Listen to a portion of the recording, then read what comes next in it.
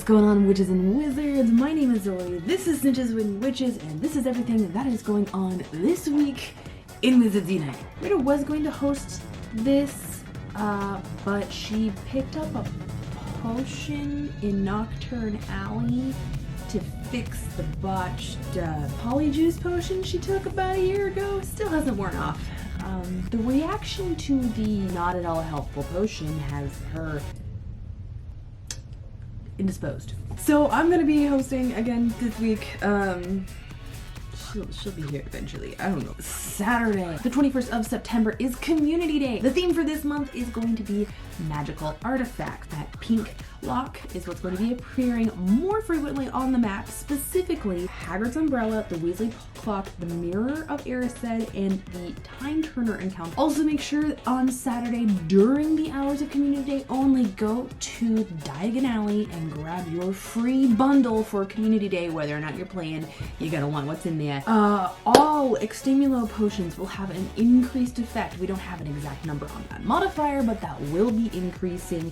The brewing times will be down by 50%, and the master notes will also decrease that by 50%. Spell energy will also be found on the map, as well as increased drops from inns. So you're not going to run out of spell energy either. So that's Community Day. We have it confirmed by phases that there will be no brilliant event for September. One final thing that broke just yesterday was the fact that the Wizarding World app is officially out. A lot of people have been chosen in their email addresses to receive the app. Make sure to go check your email to see if you have been one of the lucky people chosen to take a look at the app and review it before it's officially out. It kind of sort of is officially out, and there are a couple of clues for hidden content sprinkled through the app, so that feels like it's going to be really fun. There is no sorting hat quiz in that yet, but we do know that that is something they're going to be bringing to the app very soon. So,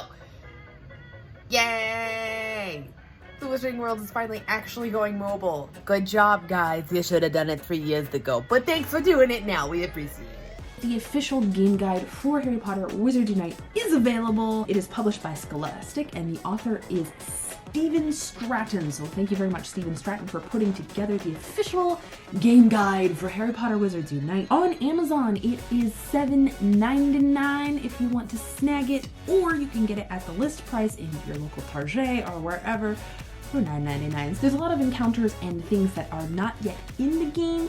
So if you want to see what all those cool things are going to be, you best go grab a copy. I'm a little low energy today. It's been kind of a rough week for me, and I'm really sorry. I have been, since the game launched, trying to figure out how I want to handle things on my channel a lot of the time, and I thought I had it all figured out, and now there's a lot of changes that are happening within the YouTube community. It's difficult for me to go into where my head is at without making a 40-minute long video. If you don't know, what you don't know is a lot. YouTube is going to be implementing a lot of changes in January, specifically for kid-directed content, and while there are manual things that can be implemented in order to ensure that the right videos are going to be tagged as kids-directed content, at the same time they are going to be using machine learning to determine that as well. And one of the big things that's coming down the pipeline with that is the fact that they can permanently disable your comments on your channel.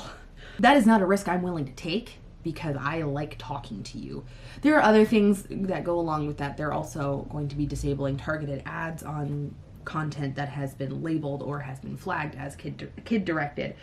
I don't make any money off of this right now. I don't have my ads on because I'm not eligible for AdSense yet. What does affect me is the comments, and I like talking to you. So there's going to be some changes coming down the pipe where I probably will not be family friendly anymore. This is future editing, Zoe. Maybe I don't have to do something as drastic as like not being family friendly anymore, which is what this whole next section is me talking about. Maybe it'll be something as simple as me putting a disclaimer at the top of my video that might satisfy what the algorithm is gonna want to do to me. So maybe that's just what I'll do. I'll just like I'll try throwing a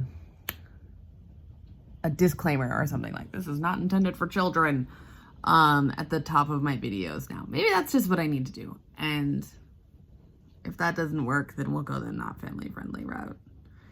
But here's an explanation on what's going on. And my demographic is not kids. That doesn't mean that YouTube still won't disable things, because there's a lot of kids who watch on their parents' accounts. I'll put a link to a Phil De Franco show in the description below if you want more information on what all of this means, what's happening. I don't care about the ads. I legitimately don't care about the ads. I really, really like getting comments on my videos. I think it's a lot of fun to talk to you and interact with you and get your input and where you're feeling and where you're feeling like maybe I could improve things, whether or not you disagree with me on things. I really do enjoy those interactions like so much, and right now that's threatened, and so I have to make changes if I want to continue to do the cool things that I'm doing, namely talking to you. That's my biggest priority. There's too many unknowns right now, and I want this to be a safe place for your kids. You know, it's not going to be crass. I'm not going to make gross jokes, because that's not funny. Those aren't funny jokes. That's not the jokes I want to make. But I feel pigeonholed, painted into a corner by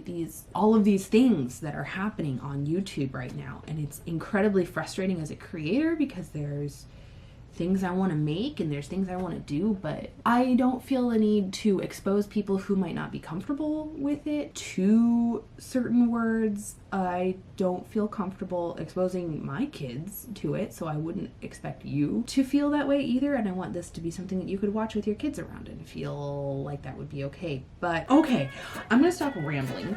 I need you guys to know that I love you always.